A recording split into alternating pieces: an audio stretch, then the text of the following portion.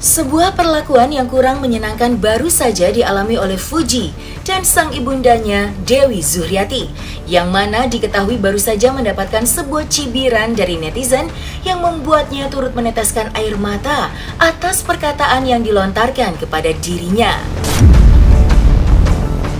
Mengaku masih berduka hingga seringkali dibuat sedih oleh tingkah Gala yang menyentuh hati, Dewi Zuhriati bersama dengan Haji Faisal pun nampaknya begitu sabar menghadapi adanya berbagai cobaan, termasuk komentar pedas dari para netizen yang menganggap jika kebahagiaan keluarganya didapat usai kepergian dari putra sulung mereka, yaitu almarhum Bibi Andrian Syah. Menepis adanya fitnahan tersebut, maka seperti inilah curhatan Dewi Zuhriati dan Haji Faisal mengenai cibiran dari oknum yang tidak bertanggung jawab. Gak perundungan sih sebenarnya, Oma mungkin lagi sedih. Terus akhirnya ada yang lewat salah satu gitu kan, dibilang keluarga ini eksis jadi artis semuanya gara-gara meninggal anaknya gitu. Jadi Oma cukup sedih juga kan, soalnya siapa sih orang yang mau ditukar harta anaknya, kan nggak ada gitu. Jadi orang itu salah banget menurut Oma itu. Dia memperkirakan Oma itu lagi happy-happy dengan kematian anak dan mantunya, kan nggak mungkin. Sampai sekarang Oma masih berduka, kita juga satu keluarga aja masih sangat berduka. Kemarin aja si Oma kan di rumah, segalanya itu kan lagi sakit ya. Terus Oma lihat-lihat TikTok itu ada keluar itu di pemakaman waktu si almarhumah meninggal. Si Galanya kita lagi tiduran, dia bilang gini, Putih kenapa nangis Oma? Ayu juga nangis katanya. Ada Oma juga kan. Iya Gala, semuanya kita semua lagi nangis di situ karena Oma sama Opa nguburin mami papi kamu di sana gitu. Segalanya itu nengok belakang, diusap pipi mama. Sedih banget coba.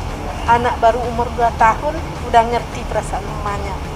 Jadi kadang kalau lihat-lihat TikTok itu Mama banyak sedihnya sebenarnya.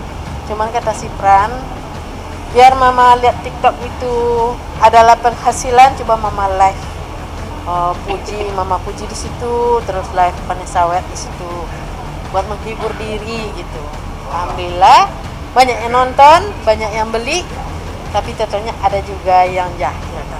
Ya, orang itu berbicara seperti itu dia tidak tidak memahami lebih jauh ya apa yang sudah menjadi ketentuan dan ketetapan dari Yang Maha Kuasa. Berarti dia tidak memahami bahwa semuanya ini kan tidak bisa kita kita skenario ya. Tidak bisalah kita kehendaki, tidak bisa kita batalkan, tidak bisa, pokoknya tidak ada, semua itu adanya kekuatan itu di tangan Tuhan ya. Jadi terjadi umpamanya meninggal anak saya, menantu saya, kemudian di situ kami eksis ya, itu memang sudah merupakan ketetapan dan ketentuan Tuhan. Mau bicara apa kita ya, mau bicara Cuman menjalankan. kita hanya menjalankan, kan saya hanya menjalankan ya, menjalankan hidup seperti air mengalir ya. Iya, tidak ada satu kekuatan pun di saya yang bisa untuk menskenario ini. Ya, kalau Tuhan tidak mengizinkan, ya, kalau Tuhan tidak membimbing saya ke arah seperti ini. Jadi orang-orang ini hanya memprotes, tetapi yang diprotesnya hanyalah ketetapan Tuhan. Tentu saya sendiri secara tidak langsung memang kadang-kadang kita di dalam keadaan duka, dalam keadaan sedih, memang kadang-kadang terbawa-bawa juga harus kita ya. Tapi kami mulai sekarang, kami sudah mulai tegar ya, mulai kuat. Saya sudah berpesan kepada istri dan anak-anak saya bahwa semuanya ini adalah petunjuk Tuhan, adalah bimbingan Tuhan, adalah arahan Tuhan.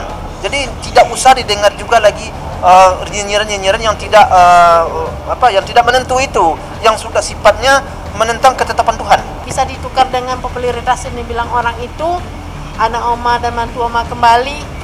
Oma lebih memilih anak dan mantu Oma, bukan harta.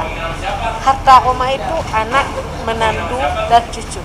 Itu yang utama sama mama sebenarnya. Dan nggak ada juga kita mau yang menjadi yang seperti ini. Dan kalau memang menjadi seperti ini, itu sudah suratan takdir Allah yang membuat kita jadi seperti ini gitu. Kita punya keterbatasan juga sih, kita juga punya kehidupan. Kecuali orang itu memang sudah jelas dengan sengaja berkali-kali berulang-ulang dia memang menyakiti dan sudah sudah mencemarkan nama baik. Itu saya sendiri, saya orang pertama yang pasti untuk kasih pelajaran orang tersebut.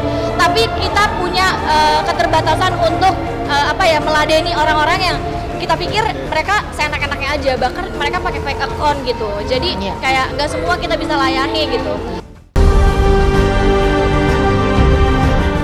Segelintir cobaan yang terus-menerus menerpa keluarga Haji Faisal, kemunculan Marissa Icha yang menjadi sosok penghibur serta pembela di dalam keluarganya juga kerap kali menimbulkan adanya sebuah perjodohan sang selebgram dengan kakak kedua Fuji, yaitu Franz Faisal. Sudah jarang terlihat semenjak dirinya diisukan memiliki hubungan dengan Franz, kini wanita berumur 25 tahun itu pun akhirnya meluruskan hubungannya dengan Franz yang saat ini sedang dijodoh-jodohkan dengan Natalie Holscher.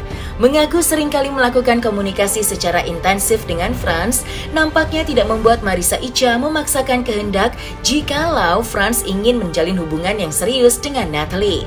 Lantas, seperti apakah curhat Marissa Icha mengenai perjodohan yang terjadi antara Franz dengan Natalie? Agak lumayan trauma ya untuk berumah tangga kembali. Cuma Franz kan juga nggak bisa dipaksakan untuk suka sama aku, mau sama aku, dan nungguin aku. Kalau dia memang suka sama yang lain, why not? Teleponan sama Franz, sama Natalie juga sekarang udah kontakan kok. Udah, aku pingin semuanya baik-baik aja. Dan aku juga sepertinya kalau Franz mau sama siapapun, aku support Franz sama siapapun. Kayaknya Franz juga jauh lebih layak dapat yang lebih baik daripada aku. Sama Natalie itu kan teman, ya Allah, ini netizen ini, ya Allah, jodoh kayak di tangan netizen. Jodohnya cuma teman, kalau jodoh itu tanya Pak Haji lah, kalau jodoh atau tanya mama, belum kayak gitu. Soalnya tergantung aku nyamannya sama siapa gitu loh. Aku bahagianya sama siapa. Papa juga kan bilangnya kan itu tergantung Allah lagi kan, balik lagi kan. Jadi kita nggak ada yang bisa nebak kayak gitu loh. Dulu almarhum juga kan, sama almarhum Kak Vanes kan bisa aja gitu loh. Dan terjadilah mereka sama-sama nikah gitu. Enggak sih, kita sama-sama udah dewasa ya, kayak nggak ada, sekarang juga kayak udah nggak musim juga kayak kamu pacar aku gitu, aku pacar kamu, kayak enggak. Cuma kalau memang udah sama-sama cocok, sudah merasa sering dikabar-kabarin gitu, sering sama-sama saling membutuhkan, ya udah jalanin aja. Tapi kalau misalkan dia tiba-tiba sudah sama yang lain dan sudah merasa cocok, ya nggak apa-apa gitu. Lagi juga aku kan juga gimana ya, aku juga dibilang punya pacar juga kayaknya agak sulit, karena kan aku kayak hektik banget ya hidup aku, kayak capek banget, harus kerjaan aku banyak banget gitu. Jadi kadang-kadang kalau aku punya pacar pun kayak kasihan gitu, dia pasti sulit banget untuk terabaikan. Iya gitu. Jadi kayak untuk cinta-cinta anak muda kayaknya aku agak sulit. Cinta anak muda kan kayak harus ketemu terus gitu, harus kabar-kabarin. Itu kalau dibilang katanya aku kalau nggak kabarin Franz aku cranky, kayaknya nggak gitu sih.